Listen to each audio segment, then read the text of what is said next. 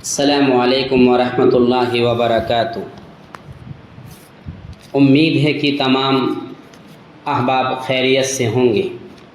میں محمد نسیم ندوی معلم الانشاء کا درس لے کر آپ کی خدمت میں حاضر ہوا ہوں۔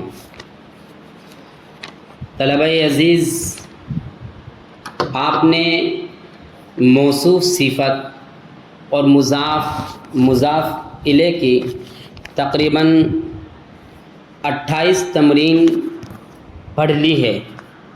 آپ کو سمجھ میں آ گیا ہوگا کہ موصوف صفت بنانے کا طریقہ کیا ہے اور مضاف الیہ بنانے کا طریقہ کیا ہے۔ اب ہم جو درس شروع کرنے جا رہے ہیں وہ مرکب تام کا درس شروع کریں گے۔ طلبہ عزیز، ایک بات یہ ذہن میں رہنی چاہیے کہ ہم اس سے پہلے مرکب کی 2 قسمیں بتا چکے ہیں کہ ایک ہوتا ہے مرکب تام، ایک ہوتا ہے مرکب ناقص۔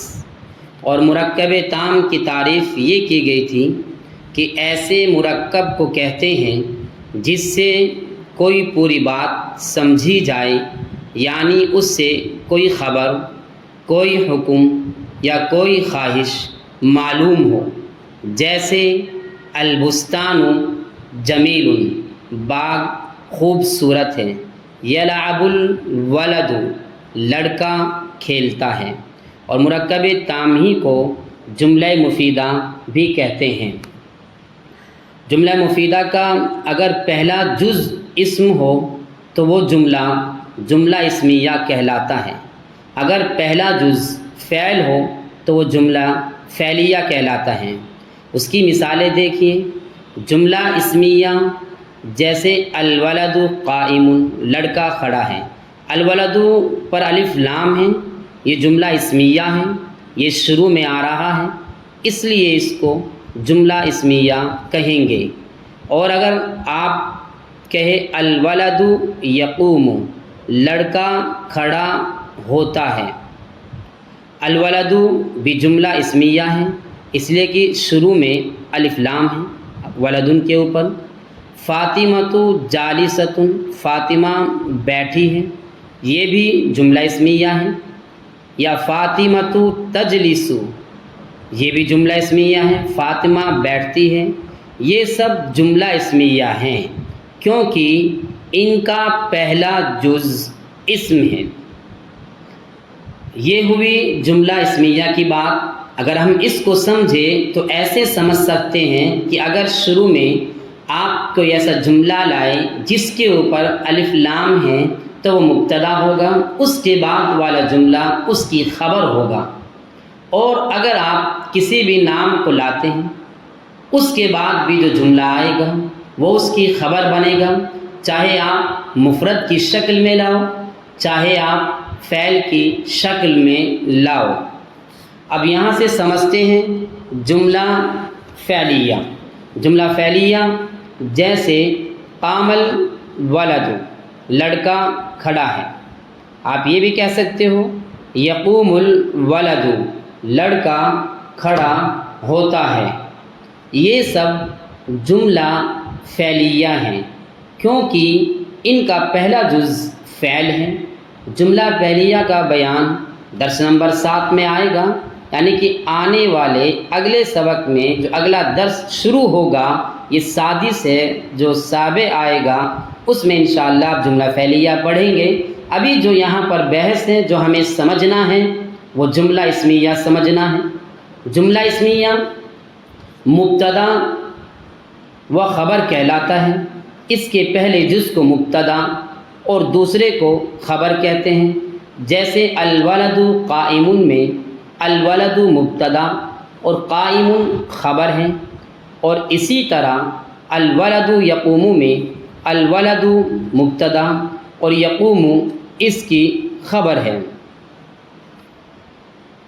ایک بات یہ سمجھنے کی ہے کہ عربی میں فاعل فعل سے پہلے نہیں آتا ہے۔ بلکہ ہمیشہ فعل کے بعد ہی آتا ہے۔ ہم نے یہ دیکھا ہے کہ ایک بڑی تعداد طلباء کی یہ غلطی کرتی ہے، جب جملہ آتا ہے الولد یقوم اور فاعل معلوم کرتے ہیں تو یہ کہتے ہیں کہ وہ الولد فاعل ہے، یقوم یہ فعل ہے۔ یہ جملہ تو ٹھیک ہے، لیکن جو آپ ترکیب کر رہے ہو وہ ترکیب آپ کی غلط ہے۔ آپ کبھی نہیں کہیں گے کہ الولد یہ فاعل ہے۔ اس بات کو ذہن میں رکھنا، اس لیے کہ فاعل فعل سے پہلے نہیں آتا بلکہ ہمیشہ فعل کے بعد ہی آتا ہے۔ اس لیے یہاں یقوم کا فاعل خود اس کی ضمیر ہوگی جو الولد کی طرف لوٹتی ہے۔ الولد کو مبتدا کہا جائے گا۔ اس کی ترکیب اس طرح ہوگی جیسے الولد کو کہیں گے مبتدا، یقوم فعل، فعل اپنے ضمیر فاعل سے مل کر جملہ فعلیہ ہوا، اور جملہ فعلیہ ہو کر پھر الولد مبتدا کی خبر ہوا۔ طلبہ عزیز اچھی طریقے سے ذہن میں بٹھا لیجیے، اکثر طلبہ اس میں غلطی کرتے ہیں اور جو فعل سے پہلے جو مبتدا ہوتا ہے اس کو فاعل بتا دیتے ہیں۔ میں بھی اپنے یہاں طلبہ کو بارہا جو کتب مجھ سے متعلق ہے اس میں یہ نشاندہی کرتا رہتا ہوں اور پوچھتا ہوں تو اکثر بچے غلطی کرتے ہیں، لیکن خدا کا شکر ہے کہ بار بار کہا جاتا ہے، ٹوکا جاتا ہے تو اصلاح ہوتی رہتی ہے۔ کچھ مبتدا خبر کے تعلق سے جو قاعدے ہیں اس کو بھی ہم ذہن میں بٹھا لیتے ہیں۔ مبتدا عموماً معرفہ اور خبر عموماً نکرہ ہوا کرتی ہے۔ موصوف صفت کے برخلاف موصوف صفت کے اس میں دونوں جز معرفہ یا دونوں جز نکرہ ہوتے ہیں، یعنی کہنا یہ چاہتے ہیں کہ مبتدا میں پہلا جز تو معرفہ ہوگا جو عموماً اور خبر عموماً نکرہ ہوتی ہے، لیکن موصوف صفت جو آپ نے پہلے پڑھا ہے اس میں ایسا نہیں تھا۔ اس میں ایسا تھا کہ اگر موصوف معرفہ ہے تو صفت بھی معرفہ لائیں گے، موصوف اگر نکرہ ہے صفت بھی نکرہ لائیں گے۔ دوسرا قاعدہ، مبتدا اور خبر دونوں ہمیشہ مرفوع ہوا کرتے ہیں۔ یہ بات سمجھ لیجئے، مبتدا خبر دونوں ہمیشہ مرفوع ہوا کرتے ہیں۔ تیسرا قاعدہ، واحد تثنیہ جمع اور تذکیر و تانیث میں صفت ہی کی طرح خبر بھی اپنے پہلے جز مبتدا کے مطابق ہوا کرتی ہے، یعنی کہ مبتدا اگر واحد ہے خبر واحد لائیں گے، مبتدا اگر تثنیہ ہے خبر بھی تثنیہ لائیں گے، مبتدا اگر جمع ہے تو خبر بھی جمع لائیں گے۔ نمبر 4، جب مبتدا کسی غیر عاقل کی جمع ہو تو خبر صفت ہی کی طرح عموماً واحد مؤنث لائی جاتی ہے، اور کبھی جمع مؤنث بھی لاتے ہیں، جیسے الاقلام ثمینۃ اور الاقلام ثمینات، قلم قیمتی ہیں۔ طلبہ عزیز اس بات کو اپنے ذہن میں بٹھا لیجئے، میں نے بتایا ہے کہ جب مبتدا کسی غیر عاقل کی جمع ہو تو خبر صفت ہی کی طرح عموماً واحد مؤنث لائی جاتی ہے، اور جمع کبھی کبھی جمع مؤنث بھی لا سکتے ہیں، اختیار ہے آپ کو۔ اور اس کے علاوہ قاعدے اور بھی ہیں کہ مبتدا جیسے آپ نے پڑھا ہے کہ عموماً معرفہ ہوتا ہے اور خبر عموماً نکرہ ہوتی ہے، لیکن برخلاف اس کے صاحب کتاب نے معلم الانشاء میں ہی تقریباً 6 قاعدے ایسے لکھے ہیں کہ جہاں پر مبتدا نکرہ بھی ہوتا ہے، اس کے لیے انہوں نے کچھ شرطیں لکھی ہیں۔ میں آپ کے سامنے تھوڑا سا پڑھ دیتا ہوں کہ سب سے پہلے کوئی حرف نفی ہو، جیسے ما احد حاضر، اس سے پہلے کوئی حرف استفہام ہو، جیسے هل کریم یبخل بمالہ، یا وہ کسی نکرہ کی طرف مضاف ہو، جیسے تاجر ثوب مسلم۔ نمبر 4، یا موصوف ہو، وردۃ حمراء تتفتح، یا مجرور ہو، فیک شجاعۃ، یا حرف کی صورت میں خبر مقدم ہو، جیسے عندی حسان۔ اس طرح جو مثالیں میں نے آپ کے سامنے بیان کری ہیں، آپ دیکھیے گا کہ مبتدا یہاں پر نکرہ ہی استعمال ہوا ہے، اور برخلاف اس کے آپ نے اوپر پڑھا کہ خبر عموماً نکرہ ہوتی ہیں، لیکن خبر بھی کبھی کبھی معرفہ آتی ہیں۔ کب؟ جب خبر کسی موصوف کی صفت نہ بنتی ہو، جیسے انا یوسف، یا جب کہ مبتدا اور خبر کے درمیان ضمیر فصل لایا جائے، جیسے الولد ہوا القائم، جیسے دیکھو القائم کے اوپر الف لام آ گیا ہے۔ طلبہ عزیز، ان باتوں کو ذہن میں بٹھا لیجیے کہ قاعدہ تو یہی ہے کہ عموماً مبتدا معرفہ اور عموماً خبر نکرہ ہوتی ہے، لیکن یہ بات جو آپ کے سامنے بتائی گئی کہ مبتدا بھی نکرہ آتا ہے اور خبر بھی کبھی کبھی معرفہ آتی ہیں، اس کے کچھ قاعدے ہیں، ان کو یاد کر لیجئے اور اپنی کاپی پر لکھ لیجئے، مثالوں کو رٹ لیجئے، تو انشاءاللہ آپ کے لیے آسانی ہوگی حل کرنے میں بھی اور سمجھنے میں بھی۔ تمرین شروع کرتے ہیں۔ تمرین نمبر 29 کا پہلا جملہ، الولد باسم۔ ولد جمع اولاد کے معنی لڑکا، باسم کے معنی مسکرانا۔ باسم یہ اس میں فاعل ہے۔ ترجمہ ہوگا لڑکا مسکرا رہا ہے، الولد باسم۔ دوسرا جملہ، الشمس مشرقۃ۔ شمس جمع شموس کے معنی سورج، مشرقۃ یہ اس میں فاعل ہے، روشن ہونا۔ الشمس مشرقۃ، سورج روشن ہے۔ دیکھیے طلبہ عزیز، الولد یہاں پر مبتدا ہے اور مذکر ہے، تو خبر مفرد کی شکل میں لائے ہیں، مذکر لائے ہیں۔ آگے دیکھیے الشمس، یہاں پر یہ شمس مؤنث معنوی ہے، تو اس کی خبر بھی مؤنث لے کر آئے ہیں، الشمس مشرقۃ، سورج روشن ہے۔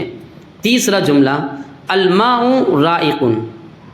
ماؤن جمع میاں کے معنی پانی، الرائق یہ بھی اس میں فاعل ہے، عمدہ ہونا، اچھا ہونا، خوشگوار ہونا۔ یہاں بھی یہی بات سمجھیے، الماء مبتدا ہے، مذکر ہے، تو جو اس کی خبر لائے ہیں مفرد لائے ہیں اور مذکر لائے ہیں۔ الماء رائق، پانی خوشگوار ہے، پانی صاف ہے۔ چوتھا جملہ، الہواء نقی۔ ہوا ان جمع اہویہ، نقی جمع نقا کے معنی صاف، ہوا صاف ہے۔ پانچواں جملہ، المنضدتان جمیلتان۔ منضدۃ جمع مناضد کے معنی تپائی ہے، جمیلۃ جمع جمیلات کے معنی خوبصورت۔ یہاں دیکھیے طلبہ عزیز، المنضدتان تثنیہ لائے ہیں، تو اس کی جو خبر ہے وہ بھی ہم تثنیہ ہی لے کر آئے ہیں، المنضدتان جمیلتان، دونوں تپائیہ خوبصورت ہیں۔ چھٹا جملہ، فاطمۃ نظیفۃ۔ میں نے پہلے بتایا تھا اگر الف لام نہیں ہے، کوئی جملہ علم سے شروع ہو رہا ہو، کسی نام سے شروع ہو رہا ہو، وہ بھی مبتدا ہوتا ہے۔ فاطمۃ یہ مؤنث ہے، تو نظیفۃ بھی مؤنث لے کر آئے ہیں، نظیفۃ جمع نظیفات کے معنی صاف، فاطمہ صاف ستھری ہے۔ ساتواں جملہ، الجندیان قویان۔ جندن جمع جنود کے معنی لشکر سپاہی، قوی کے معنی طاقتور جمع اقویاء، دونوں لشکر طاقتور ہیں۔ یہاں بھی یہی بات سمجھیے آپ، مبتدا تثنیہ ہے تو خبر بھی تثنیہ لے کر آئے ہیں۔ آٹھواں جملہ، القضاۃ عادلون۔ قاضٍ جمع قضات کے معنی قاضی، عادلون یہ اس میں فاعل کا صیغہ ہے، اس میں سمجھیے القضات جمع ہیں تو عادلون بھی جمع مذکر سالم لے کر آئے ہیں۔ اس کا ترجمہ ہوگا تمام قاضی انصاف کرنے والے ہیں۔ نواں جملہ، الوردۃ مفتحۃ۔ الوردۃ یہ واحد ہے، الوردو کا گلاب کا پھول، مفتحۃ یہ اس میں مفعول کا صیغہ ہے، ترجمہ ہوگا گلاب کا پھول کھلا ہوا ہے۔ یہاں ایک بات سمجھنے کی ہے طلبہ عزیز کہ مؤنث ہے تو صفت بھی مؤنث لے کر آئے ہیں۔ 10واں جملہ، الازہار ناظرۃ۔ ظاہرن جمع اظہار کے معنی پھول، ناظرتن یہ اسم فاعل ہے تر و تازہ، الازہار یہ ظاہرن کی جمع ہے، لیکن قاعدہ آپ نے سمجھا تھا جب مبتدا کسی غیر عاقل کی جمع ہو تو خبر عموماً واحد مؤنث لائی جاتی ہے، تو یہاں واحد مؤنث لائیں، پھول تر و تازہ ہیں۔ 11واں جملہ الورق ناعم، ورق جمع اوراق کے معنی پتا، ناعم یہ اسم فاعل کا صیغہ ہے، نرم و نازک ملائم، یہ مبتدا ہے اور مفرد ہے تو خبر بھی مفرد لے کر آئے ہیں اور مذکر لے کر آئے ہیں، ترجمہ ہوگا پتا نرم و نازک ہے۔ 12واں جملہ الحدیقتان مثمرتان، حدیقتن جمع حدائق کے معنی باغیچہ، مثمرتن یہ اسم فاعل کا صیغہ ہے، پھلدار، ترجمہ ہوگا یہ تثنیہ ہے تو خبر بھی اس کی تثنیہ لے کر آئے ہیں، دونوں پارک پھلدار ہیں۔ 13واں جملہ الغرفات مضیئۃ، غرفتن کی جمع غرفات کمرے، مضیئۃ کے معنی روشن یہ اسم فاعل کا صیغہ ہے، الغرفات مضیئۃ کمرے روشن ہے۔ بات میں پہلے بتا چکا ہوں کہ جب مبتدا کسی غیر عاقل کی جمع ہو تو خبر واحد مؤنث لائی جاتی ہے۔ 14واں جملہ الامہات مشفقات، امن کی جمع امہات مائیں، مشفقات کے معنی مہربان شفقت، مائیں شفقت کرنے والی ہیں۔